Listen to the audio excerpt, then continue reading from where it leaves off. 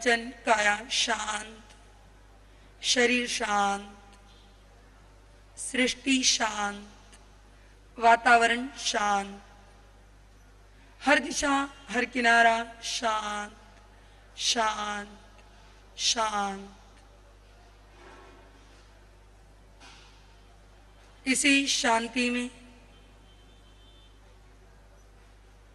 आइए चलते हैं आज से 2541 वर्ष पूर्व परमात्मा प्रभु महावीर के उस अंतिम दिव्य भव्य समवसरण की ओर। महसूस करें स्वयं को पावापुरी नगरी की ओर जाता हुआ। पावापुरी नगरी हस्तिपाल राजा की रज्जुक सभा, नौ मल्लवी नौ लिच्छवी आदि 18 देश के राजाओं का आगमन,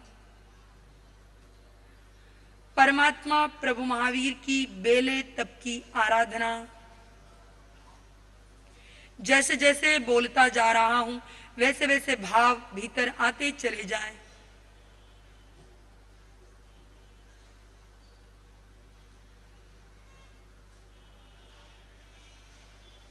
परमात्मा के समवसरण की ओर प्रयाण। समवसरण जहां समता ही समता है। समवसरण दृष्टि रूपांतरण की यात्रा है। समवसरण सम्यक विचारधारा वाले लोगों का एकत्र बैठना है। समवसरण जहां समता ही समता है। ऐसे दिव्य भव्य समवसरण की ओर चलते हैं। वो परमात्मा का समवसरण, दूर से समवसरण को देखा। नमो चिरानम जी अभयाणम। हे परमात्मा, मैं आपको नमस्कार करता हूं, आपने समस्त भयों को जीत लिया। समवसरण के निकट पहुंचे। प्रथम गढ़ की ओर की यात्रा। 10,000 सीढ़ियां, एक सीढ़ी चढ़ते जा रहे हैं। भीतर में आनंद उल्लास का भाव। हे परमपिता, मैं आज तेरे निकट आ रहा हूं।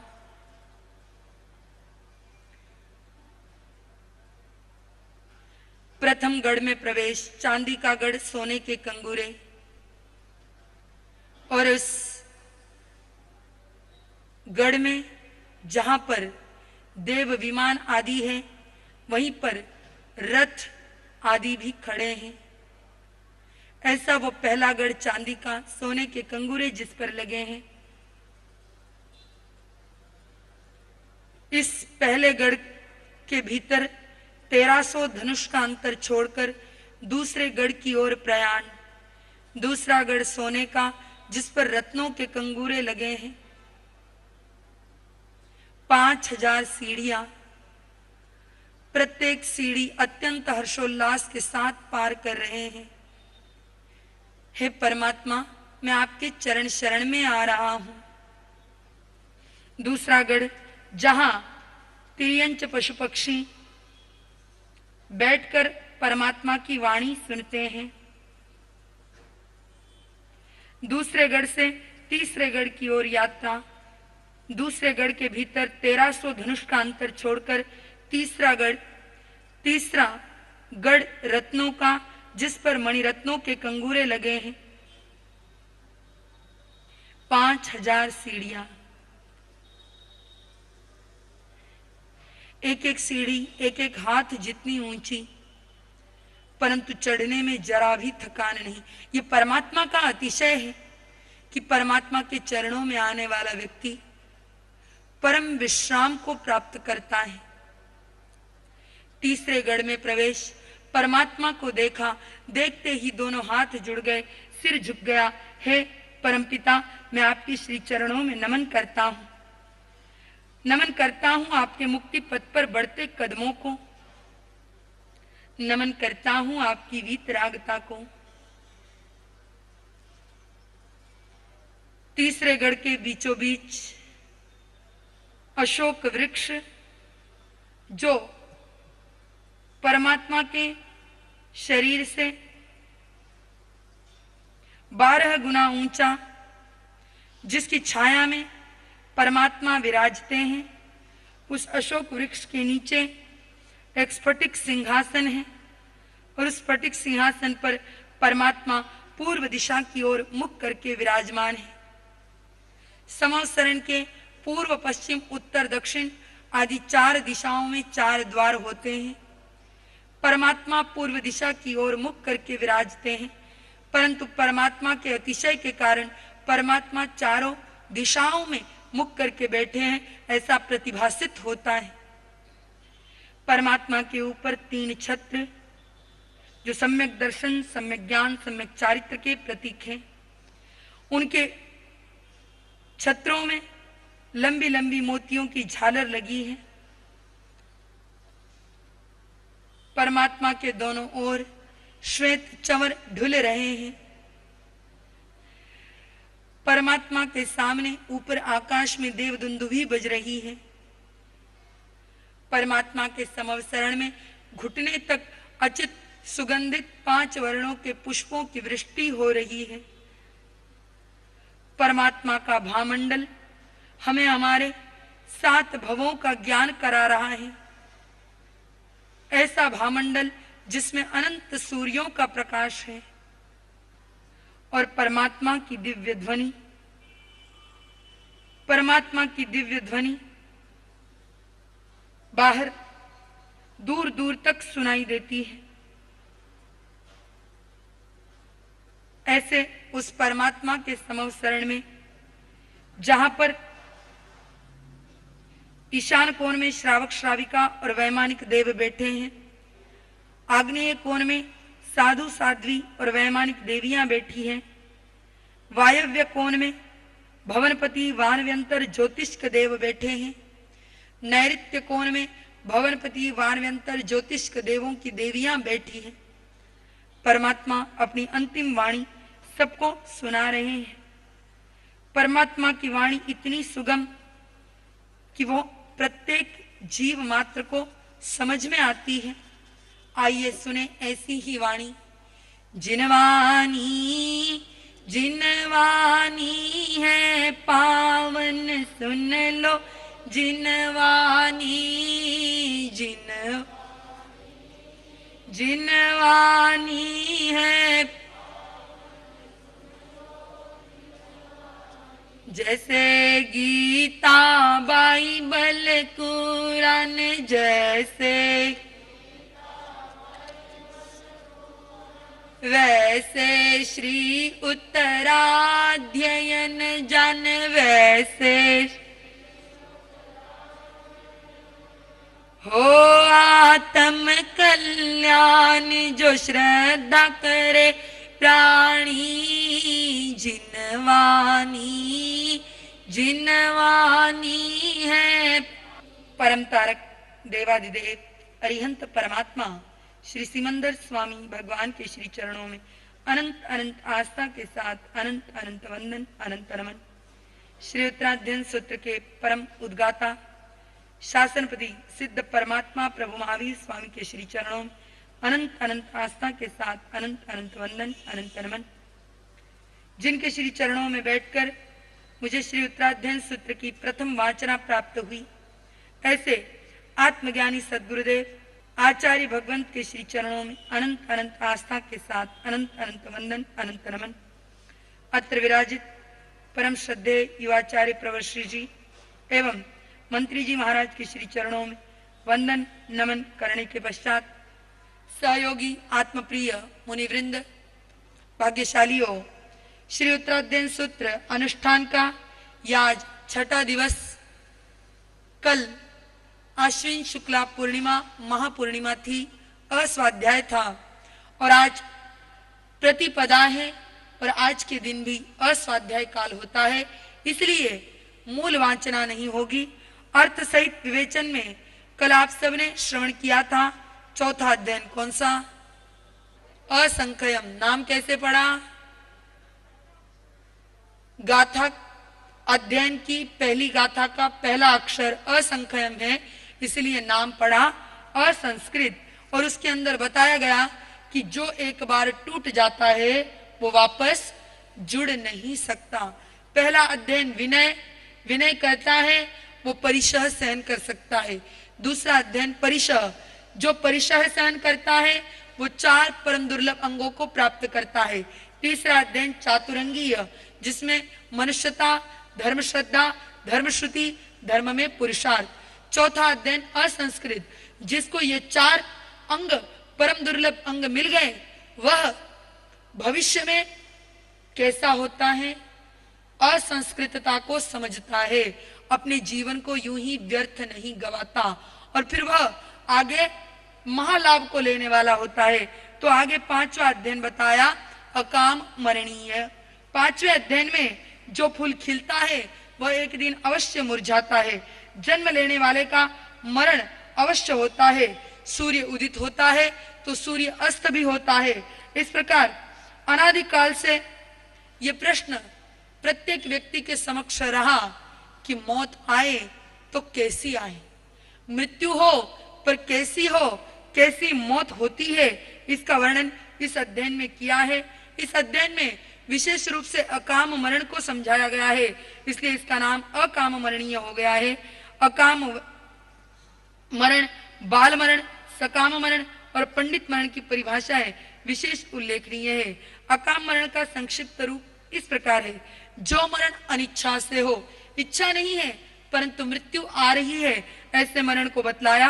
अकाम मरण, जिनकी आसक्ति अभी काम भोगों से शांत नहीं हुई, प्रत्युत बढ़ रही है, जिन्होंने विभिन्न प्रकार से चल संपत्ति और अचल संपत्ति बढ़ाने के लिए, उसकी पूर्ति के लिए महनीय योजनाएं बनाई हैं, जिनकी युद्ध में निर्बाध विजय हो रही है, जो दुनिया की चकाचौंध में आसक्त होकर अपना मरण काल बिल्कुल भूल गए हैं, उनका मरण अनिच्छा से होता है। और कोई भी जिज्ञासु इस प्रसंग में अकाम मरण को निष्काम मरण समझने की भूल ना करे।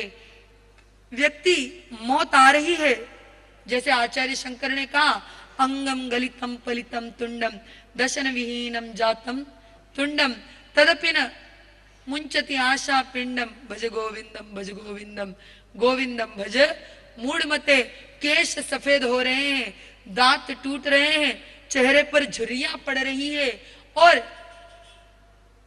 बुढ़ापा आ रहा है, कमर झुक रही है, फिर भी व्यक्ति किस में आ सकते हैं, आज अच्छी कमाई करके घर पर आऊंगा, या धर्म साधना करने का अभी समय कहाँ आया है, अभी तो भोग भोगने के दिन है, काम भोग में गृद्ध होने के दिन है। जो ऐसा सोचता है वो अकाम मरण मरने वाला जीव है।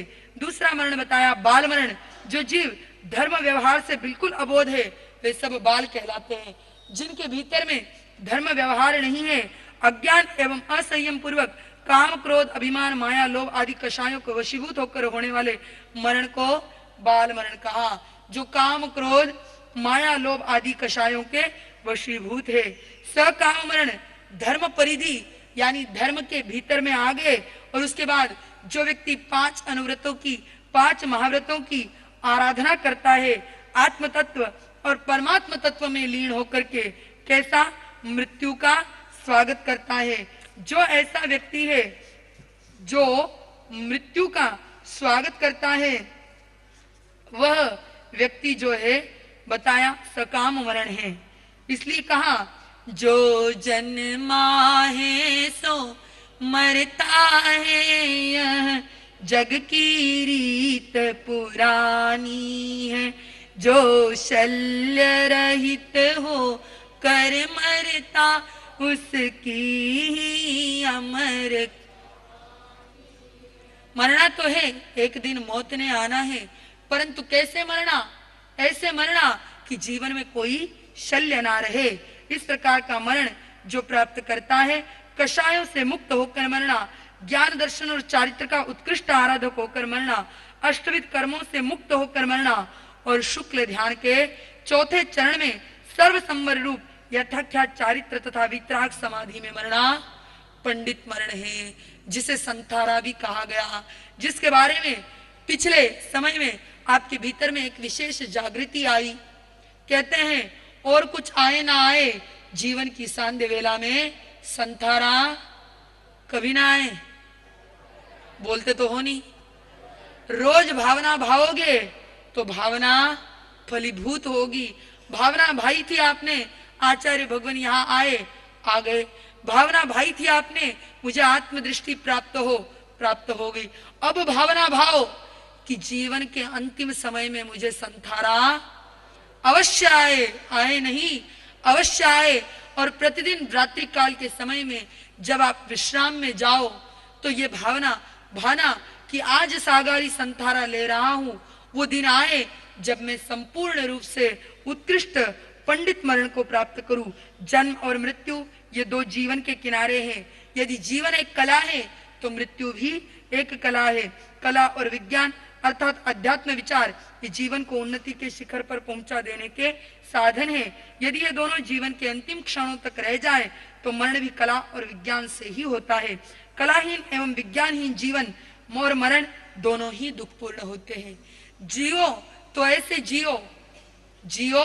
ऐसे जियो कि दुनिया को याद रह जाए, और मरो तो ऐसे मरो कि पीछे रहने वाली सारी दुनिया प्रतिदिन याद करे। जो कहते हैं प्रत्येक मिनट में कोई न कोई जीव इस संसार में विदा ले रहा है, इस संसार से विदा ले रहा है और इस संसार में आ रहा है, परंतु हम कितने जीवों को याद करते हैं? कुछ जीव ऐसे होते हैं जिन्होंने अपने जीवन में कुछ ऐसे महनीय कार्य किए, जिन्होंने अपने जीवन को कुछ गुणों के गुलदस्ते से सजाया, ऐसे जीवों को हम याद करते हैं। कुछ ऐसे भी प्राणी होते हैं जो लौकिक दृष्टि से जीने की कला जानते हैं किंतु मरण की कला नहीं जानते, और कुछ ऐसे प्राणी हुआ करते हैं जो न जीने की कला जानते हैं और न मरने की। वे सदा के लिए अपने पीछे दूषित वातावरण छोड़ जाते हैं और स्वयं दुर्गतियों में भटक जाते हैं। जैसे ब्रह्मदत्त चक्रवर्ती, आएगा आगे वर्णन।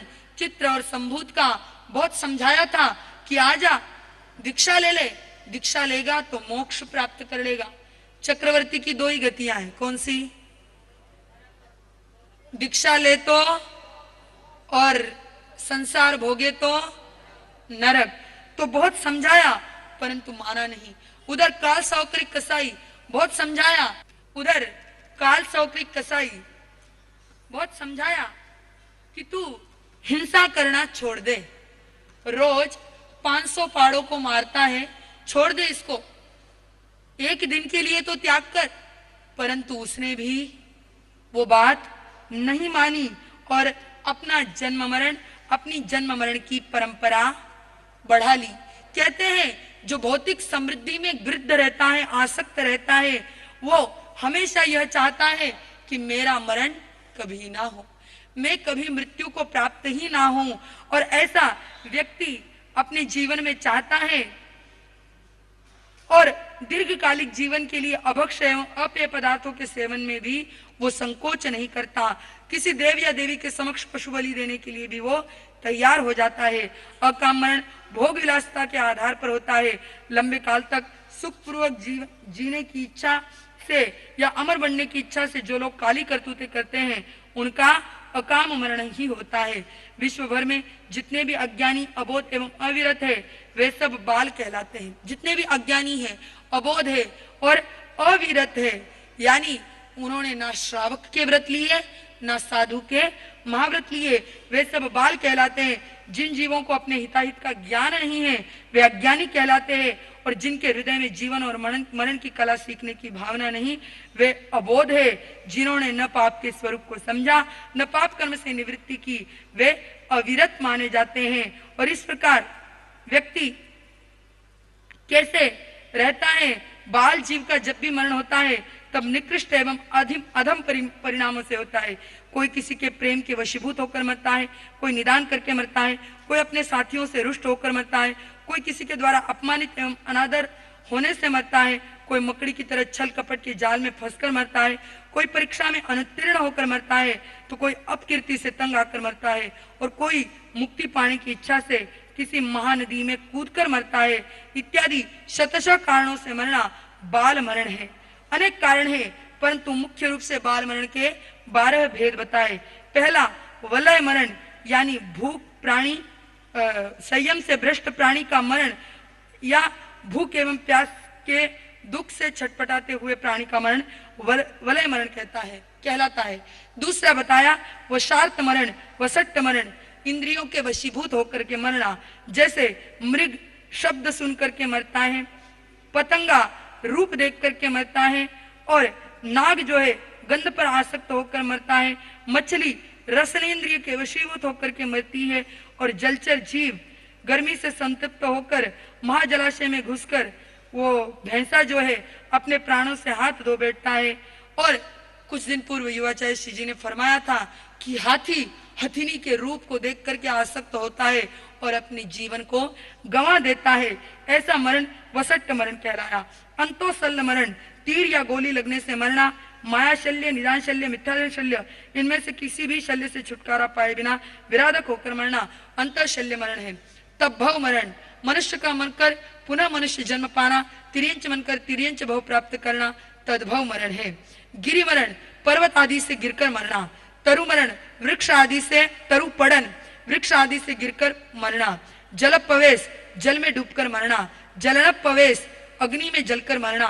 विष भक्षण, कोई कोई लोग बहुत दुखी हो जाते हैं जीवन से और विष भक्षण कर लेते हैं, तो ऐसे मरना। सत्थो वाड़ने, तलवार चाकू छुरी भाले आदि शस्त्रों द्वारा मरना। विहानस, गले में फांसी बांधकर मरना। गिद्ध पट्टे, रोग आदि के कारण असमर्थ होकर पड़े हुए हाथी बैल ऊंट आदि के भव में मांस दोलूपी गीध आदि मांस भक्षी पक्षियों द्वारा या वन्य श्रृगाल आदि द्वारा शरीर के विदारण से होने वाले मरण को गृद्ध स्पृष्ट मरण कहते हैं। ऐसा मरण भी मनुष्य या तिर्यंच का ही होता है। उपयुक्त 12 प्रकार के मरणों में से किसी भी मरण से मरने वाले प्राणी का संसार भ्रमण बढ़ता है। जीव सोचता है कि इस भव से तो छुटकारा मिले और वो इन सब 12 मरणों का आलम्बन लेता है, परंतु उसका संसार छूटता नहीं, अपितु संसार बढ़ता है।